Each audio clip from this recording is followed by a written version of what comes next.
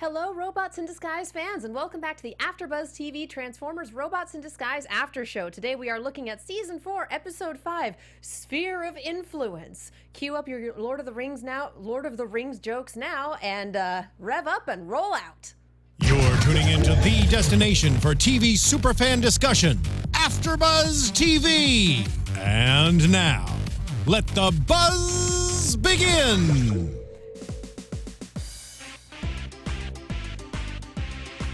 We took a little bit of time trying to figure out what Lord of the Rings song we wanted, and then we realized, no, this is perfect. This is perfect. I guess we could have opened on Gollum's theme, but but that's not as much fun as this. it's more menacing, and this is just kind of a hoot. This is like a 15-year-old meme at this point. This is vintage meme. It's been aged in the annals of YouTube. Oh my gosh, that's so weird to think that like memes over a decade old. Oh goodness. This meme Is it 20 years old now? I don't know. I don't think it predates YouTube, but I think it's like early days. Is the movie 20 years old now? We're getting close. Maybe. When did they come out? Early 2000s, so no, not yet. Oh man, we're getting old. That meme absolutely predates YouTube because YouTube was like 2005. Oh man. Yeah. According to this YouTube video, it was uploaded in 2006. May 11th, 2006. Okay. Holy butts. But this person fully acknowledges that they are not the original uploader. So yeah. Yeah, I'm pretty sure that meme predates YouTube. Anyway, welcome. Wow. Welcome Someone to get on the to Know Your Meme and let us know. welcome to the meme after show. Yeah, evidently. Know Your Meme live. Now, guys, welcome back to the AFTERBUZZ TV Transformers Robots in Disguise After Show. We are looking at Season 4, Episode 5, the next Lord of the Rings. I mean, Sphere of Influence. Like, it's not going to stop. It's going to be precious jokes from here till the end. Let's be real. At least this episode was contained to 22 minutes and not 22 hours. And not three 3-hour-long movies. Oh, no, you got to watch the extended versions. It's like 12 hours total. It's a so whole long. day. And then you add in The Hobbit, and that's another 12 hours. It should have just been 1 or 2 movies. Why did they need to make it 3? I wasn't kidding about 22 hours worth of content. Oh, goodness yeah. gracious. So, yeah, with me I have Megan Lord Megantron Salinas. Hey guys, you guys can tweet at me at the Menguin. That's TheMenguin. Our wrecker is out today. She is recovering from a bad bout of toxin. You can tweet her your well wishes at atorres890. And I am Katie Kia Prime Cullen. You can find me all over the social medias at Kiaxet. That is Kiaxet. We have the Twitter hashtag ABTVRID. We have the live chat. And we've got all sorts of people having all sorts of fun in the live chat. So if you have something fun to say, if you've got a comment or a question or a Lord of the Rings joke, throw in the hashtag, throw it in the live chat. You may well get a shout out. Deveror has already started us off in the hashtag making my precious jokes and putting up a that belongs in a museum Indiana Jones gif. Oh my gosh, which is, again, absolutely perfect for this episode. You're trying to edge in on my museum. I did kind of get a little bit of an indie vibe. A little bit. But yeah, especially with like the gun blasting at the very beginning too. Like that was very reminiscent of like an old indie movie. That was fun. Well, and just, is he calling his gun his pal? Bless you, Blur. You are new. Oh, interns ask silly questions, and there's no such thing as a stupid question. We really need to introduce him to Gamer Meme Lobster. Bisque. Oh, I thought you meant like another meme. I was like, what are you talking about? Bisque. Oh. We really should have thrown Bisque in with Springload and, God, what was the name? Quillfire. Oh, with the crazy person on the Redditor. Gosh, Like, man. Could you imagine? There's only so much crazy I feel like our bots can deal with in any given episode. And I feel like Springload on his own meets that quota pretty quickly. Oh, he surpasses that quote. He was here for maybe half the episode, and he was just making up for lost time. You lied to me! I felt so bad for him in this episode, because he's always been a little crazy, and when you deal with crazy characters, you definitely get, it's funny half the time, but the other half of the time it's like you're walking the razor's edge of feeling uncomfortable when you're dealing with a crazy antagonist. It's just like, buddy, you need help. In this episode, I felt so insanely bad for him, because for the first time, like, our heroes start to kind of experience what is constantly going on in his head every single hour of every single day. Well, I think he had already taken leave of his mind long before anyone came in contact with the sphere of Doratus. Like, it seemed just as much a surprise to him as anyone else. Like, oh, it's here. I don't think he'd ever seen it before, but I do think he wholeheartely believed it existed. But no, the sphere did not make people start talking to spirits. That's calling him Springtrap. That's Springload's thing. Different robot.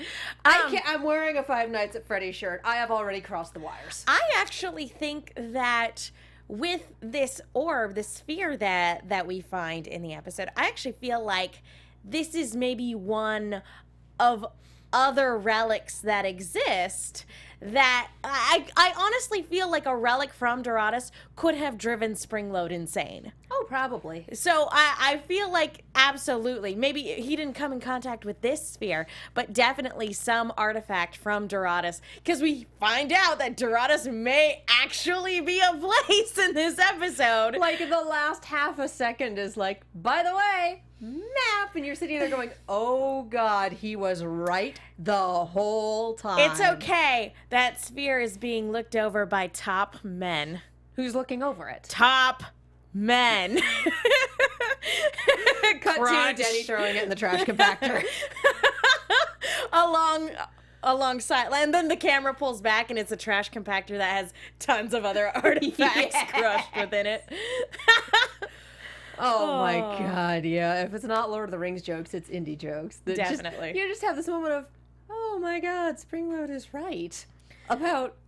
He's about still, something at least. He's still crazier than a bag full of cats, mind you, but he's right about something. You know that saying, just because I'm paranoid doesn't mean they're not out to get me? Just because he's crazy doesn't mean he's wrong in this scenario.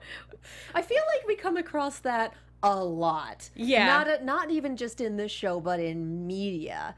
And in some ways it's poorly used, like, oh, this person has a mental illness, but it makes them a savant, or it makes them a this. And it's like they kind of become, the phrase is inspiration porn. Like, they're disabled, but they can do it, so you can too. Don't do that. Don't do that. It makes me upset. Springload is the opposite direction, the opposite extreme. He's just nuts. Yeah. But he's also right.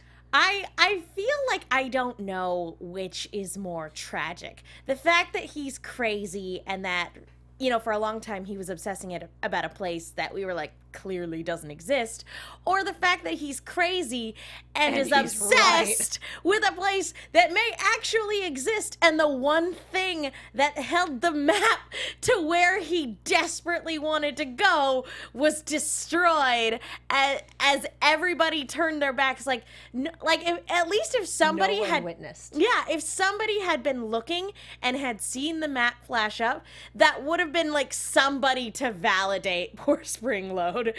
But this poor guy he will forever be on this quest with no other leads. And yes, he could eventually get there someday, but it's never gonna happen because there went the one map. We both laughed. Yeah. Oh no, it was real hysterical. Hard. It was hysterical. That was a brilliant way to end the episode. I find it very convenient that this part of the legend is true. This part of the legend is true. The horrifying, destructive power that this thing is supposed to have. Nah, we just made that up. But the rest of it, we are 66% true. And I'm like, that is a really convenient 1/3 false. Well, that. Wow. Now, and correct me if I'm wrong, because the parallels were very much El Dorado, right? Oh, absolutely. It's not a city made of Doratus. It's not a city made of gold. It was like a city where the Fountain of Energon existed, right? It's kind of Fountain same of as Youth. Oh God. Vasco da Gama. I can't remember the explorer's name. Was that guy. Was looking for the Fountain of Youth in Florida. Clock to Verada. Yeah, got it. That guy. Vasco da Gama. Was it? I have no idea. I don't know.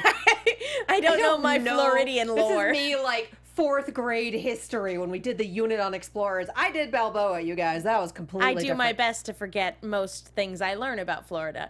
But no offense to anybody who lives in Florida out there. But Just offense to Florida itself. just the concept of Florida. And Florida man.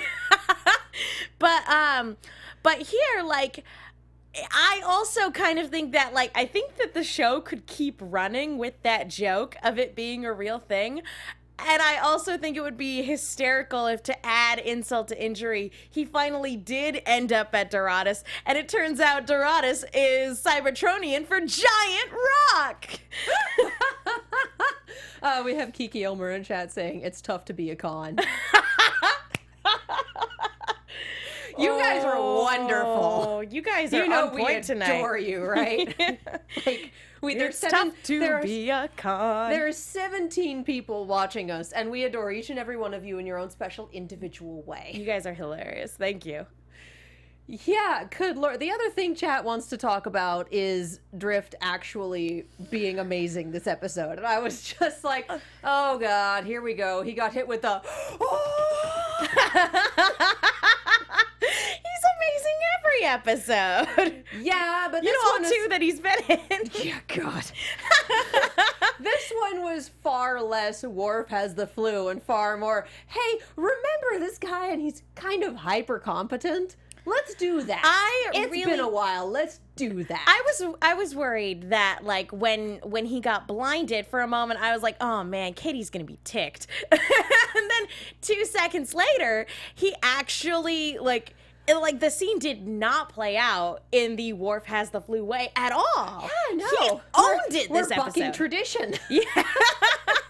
You know, I think even Drift, after a while, has to get fed up and go, yeah, no, I'm not going to keel over just because I get sprayed with poison. I am going to own this scene. See, I tend not to get angry with Drift stuff anymore. I'm just kind of resigned.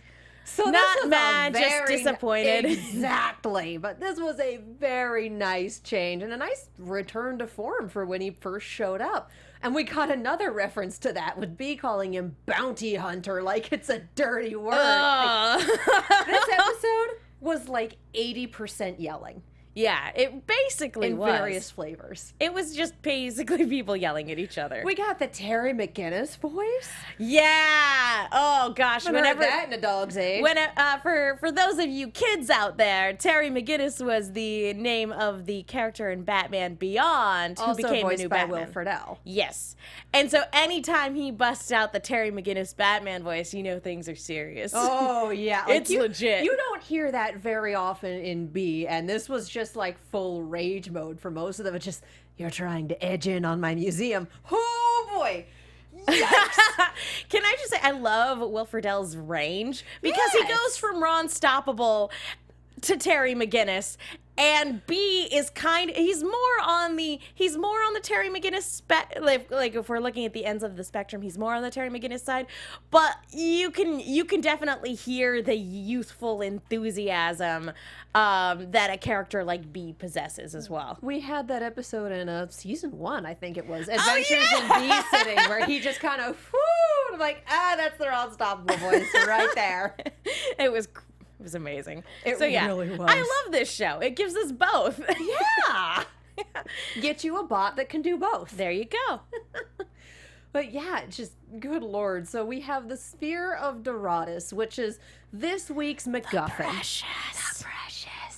Which kind of drives everyone crazy with greed. And it starts kind of low key with everyone going, oh, it could be this, oh, it could be this, and everyone thinking like, oh, it's this thing that would be important to me and my interests. And then, no, it's a legend. We don't know what it is. It's a legend. I'm like, thank you for showing us that Optimus Prime can be wrong.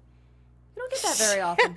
No. We really don't. It's like, he's Optimus Prime. Although, unlike other shows, this show actually is one that is usually more Prime did it every now and then, but this show is the one that's more willing to show Optimus being incorrect. More, I think, than any other Transformers, at least U.S. Transformers show. I don't know. Armada is weird. Armada doesn't count. Armada was not made in the United States. I'm not really counting animated either because he was super inexperienced in that series. But in terms animated of like, is a real fun little AU. Oh yeah, no, it's great. But like here, yeah, Optimus Prime, he's you know, his whole shtick is that he's very wise and world-weary and experienced. This show, unlike a lot of other shows, is definitely willing to go the other way and say, yeah, he's Optimus Prime. That doesn't mean he's not wrong. And we had that a lot in season 2. Oh, yeah. Especially towards the end. Yeah. But here, I feel like it's just more misinformation than anything else. Yeah. It's a legend. It doesn't exist. Although, like, you know, it's funny that you say that, Optimus. You know, it's just a legend. Didn't you exist in like an afterlife for a magical afterlife for a while? You guys resurrected not only him but also the devil. I'm pretty sure that things that are in the quote-unquote legend Energon. Yep. Dark Energon. Pretty sure that things that are in the quote-unquote legendary or magical category are things you guys can check off pretty readily. I mean, you have your Dark Energon necklace. I have my my Dark Sphere Energon of Doradus necklace. Like, we're wearing legends instead of the usual emblem. So I mean, half of Prime was tracking down ancient artifacts that had borderline magical powers. Yeah, but they called those weapons of mass destruction. Yeah, which was kind of nuts. Which is, again, with Transformers, I was thinking about this. I was like, is it really magic or is it actually more technology? And we kind of get that. In my realm, magic and science are the same thing. Screw you, Thor. We're not looking for that cop-out answer.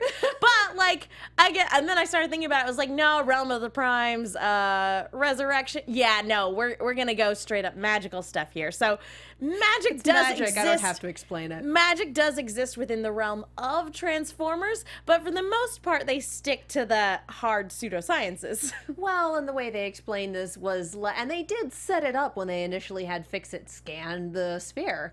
It was just, well, there's low-level energy emissions, but aside from that, it's not really doing anything. And it's like, oh, those low-level energy emissions. That's what's happening. Okay. It is funny though. Because how like the little things like that can very much affect you. There's like a real life phenomenon that can really affect people in a negative way called infrasound, and seeing the not necessarily like the Gollum Precious-y sort of side effects of infrasound, but infrasound in real life can have horribly negative effects on people with prolonged exposure. So like that's kind of what I was thinking of when they were talking about low energy emissions. Yeah, it just, this whole thing was just like, oh boy. Especially because later in the episode, like, it straight up actually starts causing them pain. I was like, yeah, this is kind of infrasound territory. Yeah. Well, and I want to know where Zorlor got it. Where our other Skunkticon came across his pal. Because I feel like he'd had it for long enough to go full Gollum because we got traps. Yeah, that's very true. And someone in chat about, golly, like 20 minutes ago made a comment about when the walls started closing in, I started worrying about Blur.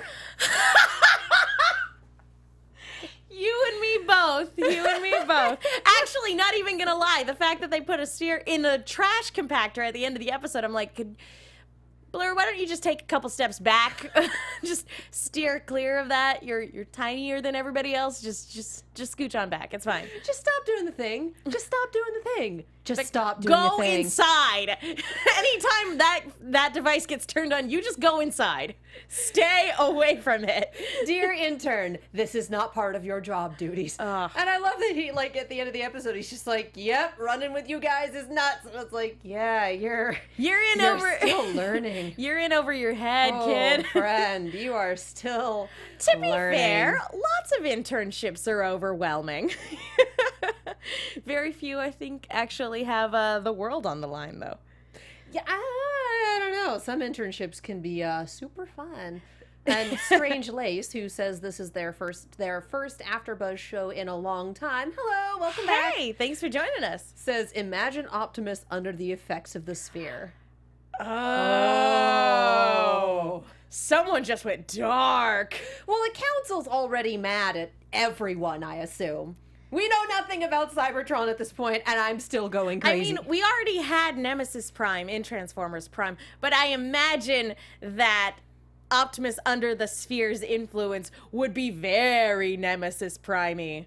Or like there's an AU comic series, or I'm not sure if it's AU or if it was just one character. It's an alternate dimension. Yeah, it was definitely one character going into another dimension where in the comics, there exists a world where the Autobots are the evil ones and the Decepticons are like the freedom fighter-y ones. And evil Optimus is scary as all get out. I am not a fan of that one.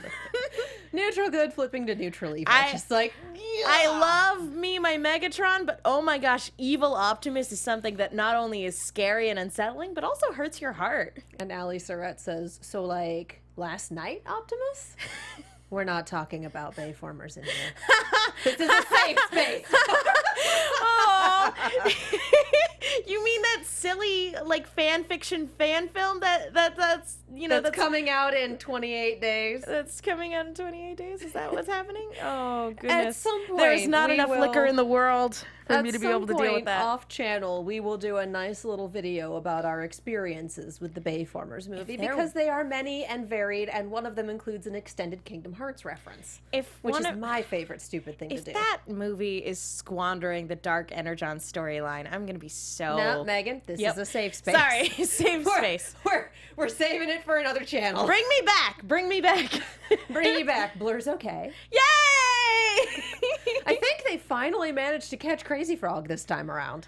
I think they finally got him. Like I said, I just felt so bad for him. Like, this is the one time, like, I feel like he could have been validated, or like that the heroes could understand like some empathy for like what he is going through, and instead he gets a sheet thrown over him and he gets punched in the face. Because Grimlock likes punching enough to stop thinking about the sphere. He does like punching. I love that was, okay, play to people's strengths. Think of something else that makes you happy. Think of punching.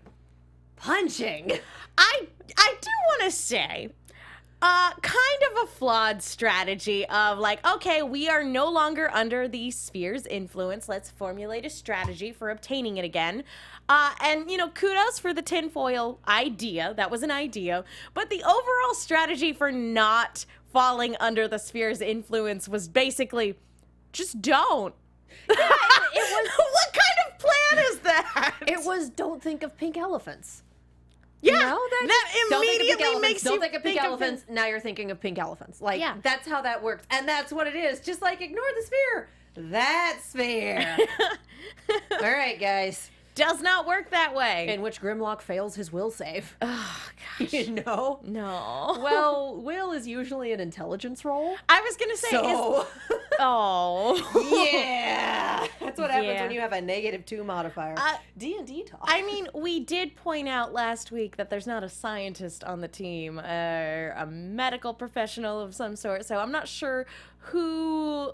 I guess Fix-It would probably be the one most likely to have the highest wisdom score. Him or Drift, I imagine. Fix-It would have the highest intelligence score. I give wisdom to Drift. I think that's fair. You'd think, and then he keeps getting his tailpipe kicked in battle where it shouldn't happen. Hey, he's smart enough to know when to deploy his minicons. This is true. Exactly. Who are 2 to 3 years apart in age, if we recall. Isn't it great that one... I like that... We talked with Roger 3 years ago. That's a long time ago. We're old. At least 3 years ago. We will never let that joke die. No. Look up that after show. It was super fun. I do like that we got them in this episode, Jetstorm and Slipstream. It was nice to see them again. Yeah. I mean, we don't see them too terribly often in their own capacity, so it's like, Yeah, well, and even when we get to see them, sometimes we don't always get dialogue with them, so it was nice to have an episode where they actually get to, contribute to the plot a little bit. They're talking about not thinking of pink elephants in chat. Renji says snapping a rubber band probably would have been more effective, and Spencer Harris says the plan was to think happy thoughts. Not even think happy thoughts. Just think of... Actually, no, you were right. Yeah, think happy thoughts. But basically just think anything that, like, isn't the sphere. There should have been a better strategy, because they tried it, it immediately didn't work, and their next thought was, okay, let's do exactly what we just did, even though we just saw how badly it failed. See, and the thing is, I'm wondering if straight up tinfoil hats wouldn't have worked. I'm not sure. I would have been damned. I need art of that, of everyone just in tinfoil hats. And Grimlock's all wrapped up like a baked potato or a Chipotle cosplayer. I'm glad that Grimlock's happy thought was punching, but I'm not even gonna lie, I was kind of hoping you'd be pretzels. Yes! I think that would have been delightful. That's one of the little things I want from this season. I just want Grimlock in the background of a scene somewhere just making pretzels. They made him a giant, like, oven or griddle or something, and he's just in the background making giant pretzels. It's a side business for the scrapyard. To be fair, he can't eat them. So. It's a side business for the scrapyard. Yep. Just making giant pretzels. It's like outside of the Vatican, you can get donuts that are the size of hubcaps. This is a scrapyard where you can get pretzels the size of, I don't know, I guess you don't want tourists coming to the scrapyard all that often. True. You could make a partnership with a bakery or something. Or a food truck of some sort. Or sell them at the next kiddie football game. Yeah! Aw, that would be great for the kids. Do you have a license for those? Does it matter? But my point is that this was not a sound strategy, and because again, there's not really a tactician or a scientist on the team. There isn't. They have fixed it. There's no one to like provide the voice of reason of like, hey guys, trial and error. We just tried that. It clearly didn't work. We need something else. Here's some science for you. Well, Fix-It is as close as we get for that, and he's pretty good in terms of an intelligence person. Yeah, no. But Fix-It is also broken and somewhat distracted sometimes. He also was under the sphere's influence for a hot second. Yeah. Just running around screaming science like that. Bless you. I need it for science! Who has not run down a hall screaming science at least once in their lives? Oh, it's the most fun thing to do. It's the best. Like, saying you want to do anything for the sake of science is like the most gratifying thing in the world. It's even more gratifying when you actually mean it. Hashtag for science. Yep. Kiki Elmer in chat says, so Grimlock is not only a T-Rex, but Drift's poodle and now a huge iguana. Bless you. Oh. Just the writing for everyone when they all started getting really angry was so great. Like, you could just see a little bit of everybody's dark side. I mean, going after Drift with the bounty hunter thing, you oversized iguana, Strong Arm wanting to be promoted above B. And the dark side of ambition. The dark side of ambition. And then I cannot remember Blur's line exactly, but... I forget, I'm afraid. You think I'd be writing down literally everything he's saying, but I missed something like, you can't fool, something like that. Like, he straight up admits, like, yeah, I used to mess with people. Can't fool me. You can't fool me. I'm the best sociopath there is. I'm already there. Get on my level. But yeah, it's along the same lines of you can't kid a kidder, but it was absolutely like, nope, yep. Oh man, it hurts me a little bit that lying is inherently a part of who he is. If it's something you're good at, you don't lose that skill. No, and I mean, you can use those powers for good. Well, and you have to. You have to pass your bluff check every time you run into a human. But like, Strong Arm's really good at it, but the sirens help. Talking about again, like how much they could, like how flawed their strategy was. This is something where again, the human factor is an essential part of any given Transformers series. Oh yeah. Without Denny and Russell, like they would have been hosed completely. Kiki Elmer to the rescue. Can't scam a scammer. Ah, oh. Yeah. Yeah. Oh, that just made me real sad. Oh, man. Troubled past. Oh. Ooh, yeah. Yeah, he didn't need an evil sphere to pull some of the nonsense he pulled in Rescue Bots. Yee. You want character growth in Rescue Bots that you just kind of look sideways at Blur and go, you're not as terrible as you used to be. You're actually much better now. Power of friendship, y'all. Again, like, it's because it's so different from like my favorite iteration of Blur, I was like, I don't know how I feel about him being like borderline evil. You were beside yourself when they announced Blur and Rescue Bots. You just lost your mind. And then he turned out to be kind of like borderline evil. I'm like, you know what? I dig it. I'm okay with it. Whatever. I'm in. But it's still, it hurts, especially when you see like an iteration of like if somebody had been like really big on like a kid had been like, oh, Sentinel Prime, that's really cool in like that third movie. Like, I'm really cool. I love Leonard Nimoy. And then you're very surprised when he turns out to be evil. That's kind of upsetting. Literally no iteration of Sentinel Prime has been good. No. I actually, you know what? I might be wrong in that assessment, but most recently and most notably, if you get Sentinel Prime, it's bad news. I was just trying to find an example of a traitor of some sort, but like that's all I got right now.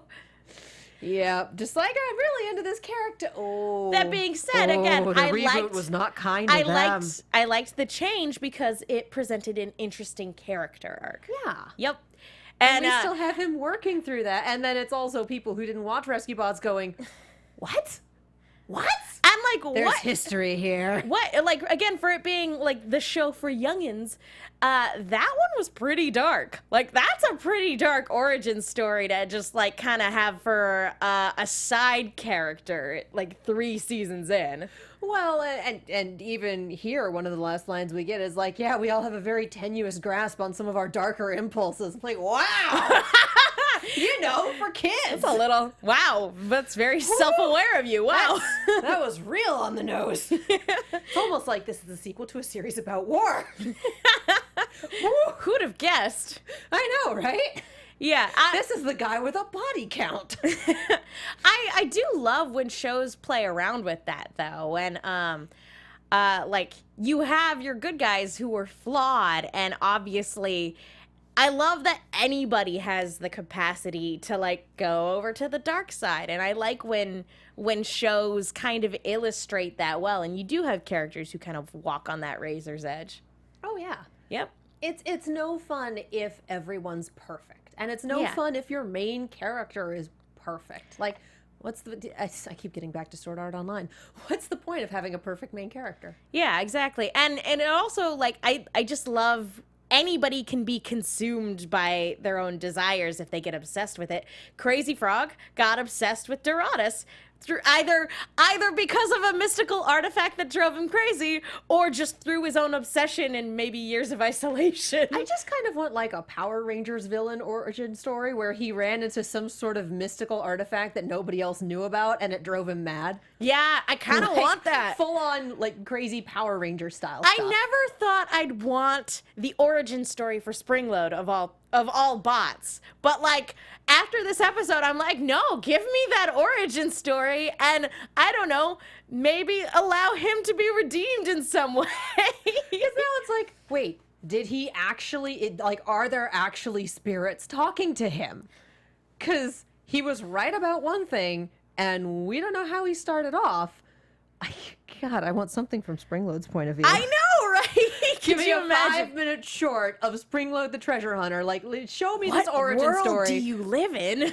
Show me him, like, accidentally opening the Ark of the Covenant or Rita Repulsa's trash can or whatever the heck is in there and getting hit with these spirits and just being driven to find Doratus because that's what the spirits want. And here's the thing.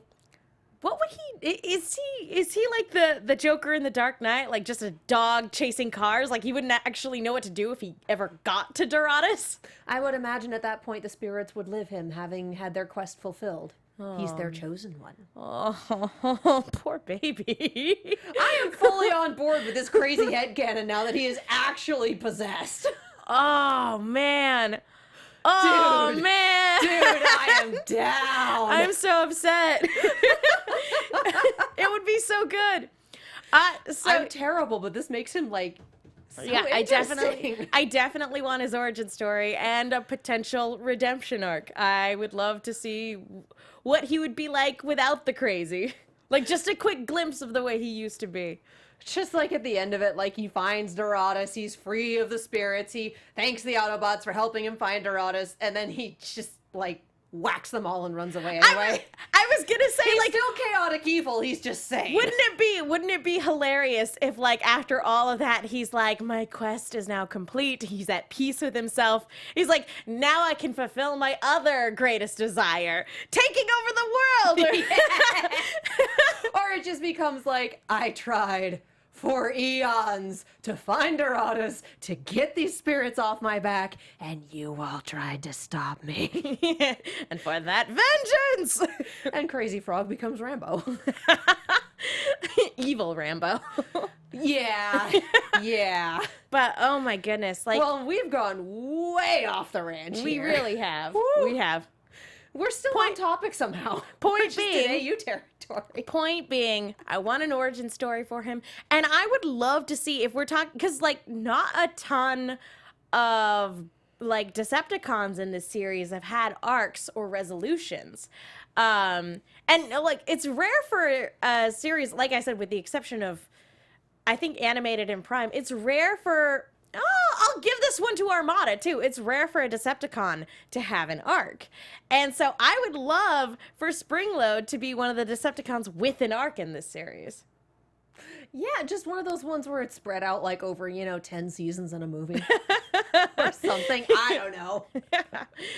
I am spitballing. Do I think there's going to be 10 seasons? Usually if there's a Decepticon with an arc, it's Starscream.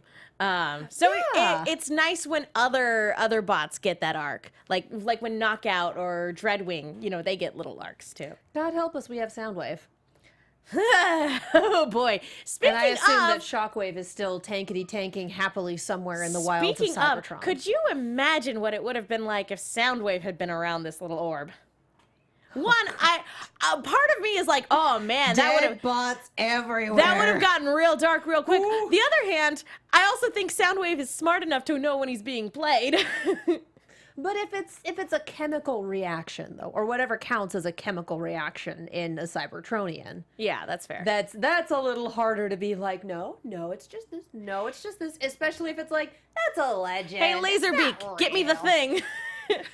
Go fetch, and Laserbeak comes back and it's a 5-ounce bird carrying a 1-pound coconut. How? Maybe 2 birds could get the coconut. It could be carried. Get another Minicon to go find it. He seems to have plenty to spare. Yeah, he's just got like this little like duckling train of Minicons. But yeah, that's the only other thing about this episode. Make way for Minicons. That's the only other thing about this episode is that we don't get anything from either faction of bots. Like our bot antagonists in this episode just kind of they're one-off guys that don't really have any allegiances as far as we can tell. But yeah, this is a fun little episode. Before we swing into predictions and before we talk about iTunes, do you have any final thoughts on it? Just that this was a fun one. It's always nice seeing when good guys have a dark side. Yeah, just Blur, stay away from that trash compactor. Drift got a crowning moment of awesome, and I never expected to feel sorry for Crazy Frog. Well done, show. Yeah. Well done, show. I mean, I enjoyed this on first watch. I enjoyed it even more on second watch. And usually it's a just as much. Even more is definitely a thing. Like, well done, y'all. All right, do you have iTunes pulled up? I'm pulling it up right now. In the meantime, I'm going to give the spiel that at this point you all know and love. Thank you so much to everyone who has gone on to iTunes, who has rated and commented and subscribed and done all those wonderful things that we ask you to do every week, because it does keep us on the air as an after show. Our producers do look at that, see that you like the podcast, and go, hey, there's more giant robots. You gonna stay around for more of the giant robots? Yes, we do. And you guys help us stay around. Also, when you give us high ratings, it helps other people find us in search terms. When people look for AfterBuzz or Transformers or Robots in Disguise, we come up closer to the top the more 5-star ratings we have. This could just be that my phone does not like the iTunes store, but I'm not seeing any new ones. So yeah, guys, if you write us one, you'll get a shout out on the show. You will, because we adore you. And apologies if anybody did leave a review and it's just not coming up on my phone. So sorry, guys. I don't know. My phone is really weird when it comes to the iTunes store. Yeah, occasionally iTunes just kind of goes, I'll work on some devices, but not yours. And I feel like it just kind of disowned mine a while Oh, ago. no. Well, and also, if you leave a review in an iTunes store that is not the American iTunes store, or if you leave it in the podcast area of Google Play, please take a screen cap of that and throw it in the hashtag that is ABTVRID. We do look at that. We do read those. We do love you. They're just a little harder for us to find. So, predictions. Predictions. Real quick little... full predictions. Ooh. And now, your AfterBuzz TV. Predictions. Green for Crazy Frog. He will escape from his pod and he'll eventually find his way to El Dorado, not Dorados, and he'll be very disappointed. Just like actual El Dorado. Actual El Dorado. I wasn't looking for El Dorado. This isn't what I wanted. I want like... And then he'll find Atlantis. And he's like, this isn't it either. I'll never find Dorados. I really do want like 5-minute shorts of Springload the Explorer just getting turned around and finding all of these legendary human artifacts and human places, but not actually finding like... He finds the Holy Grail. He finds the Ark of the Covenant. Just like he finds all sorts of crazy stuff. Well, I mean, and it would be funny too if like some of those, you know, human artifacts were in fact actually Cybertronian artifacts, because we were talking earlier about how the other guy happened to find this sphere. Let's be honest, you can't really go 2 feet on planet Earth without stubbing your toe on a Cybertronian artifact of some sort. Well, I mean, our planet's core is Robot Satan. Yeah, so that's what it is. You know how you do. That's one of the... But as far as, because everything kind of got tied up in this one-off episode, the next episode is called Be Cool, and it looks like it's a Bee and Blur episode. Which Speedsters for days. We're going to make some terrible decisions. I'm okay with. I'm 100% okay with that. I mean, whenever it's a speedster-heavy episode, you just know that there will be bad decisions involved, because really that's what will speedsters do. They go fast and they make bad decisions. They do. And again, everyone in this show makes bad decisions. That I can't really make that distinction anymore. Well, it's just that, like, as much as I love Blur, I don't necessarily want to see the first episode we had with him this season. We had the whole Sideswipe rivalry thing. I don't need to see that played out over and over again. Yeah. Especially because I want to see these characters do something new, and I'm interested in the unique dynamics in between. I'm honestly waiting to see Blur get put in a situation that he can't handle, because he doesn't have the experience with straight up Decepticons, because he doesn't have the experience with missions being this much more difficult and this much more fraught and this much more dangerous. Yeah, no kidding. I miss Salvage. That would be so funny. It's just like in the middle of a mission, he's just like, I miss Salvage. I actually do miss Salvage. I miss him. I love him. He's sweet. Again, the voice of reason. The voice of reason. That's all I got. We need that on the show. So, yes, that is all the time we have for today. Thank you guys so much for joining us and for watching and leaving your wonderful comments. Seriously, chat was on fire tonight. You guys are amazing. In the meantime, Megan, where can the people find you? You guys can follow me on Twitter and Instagram at the Menguin. That's TheMenguin. I'm also in a bunch of shows here at AfterBuzz. I write articles for the movie Chick, that's Chick with 2 Ks. Be sure to check those out. The latest episode of the Shadow Radio recreation also came out, so be sure to check that out as well. You can follow Alexis at atorres890 on social medias. And I'm Katie Cullen. You can find me all over the social medias and on YouTube at Kiaxet. That is Kiaxet. If we ever do that video about Bayformers and our feels on everything, it will be living on that YouTube channel. Season finale for Arrow is tomorrow night, Wednesday night, so tune in for that. Attack on Titan is Mondays, and I'm a regular on Geek and Sundry's Gather Your Party on Friday nights. It's super fun. You guys should tune in. Thank you so much for watching, and we will see you next time. Bye. From executive producers Maria Menounos, Kevin Undergaro, Phil Svitek, and the entire AfterBuzz TV staff, we would like to thank you for listening to the AfterBuzz TV network. To watch or listen to other after shows and post comments or questions, be sure to visit AfterBuzzTV.com. I'm Sir Richard Wentworth, and this has been a presentation of AfterBuzz TV. Ignore the sphere! The views expressed herein are those of the hosts only and do not necessarily reflect the views of AfterBuzz TV or its owners or principals.